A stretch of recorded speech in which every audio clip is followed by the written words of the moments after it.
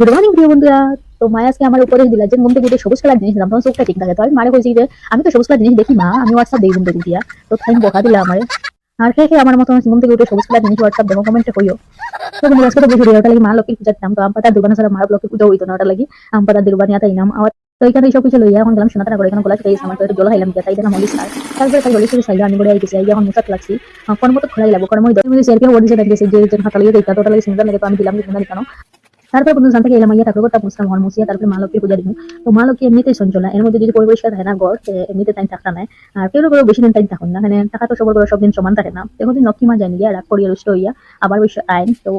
লক্ষ্মী মার কথা লেখা আছে যে না এই পৃথিবী বৃহস্পতি লক্ষ্মী দেবী প্রথ করে, তাহার সংসারে দুঃখ কষ্ট থাকে না, রোগ শোক বিপদ হইতে মুক্তি পায়। কিন্তু আমি মানিনি এটা, এলাই তো কেউ রাখি না, কিন্তু আমি রাখি মা লক্ষ্মী কৃপায় তার ব্রতটা।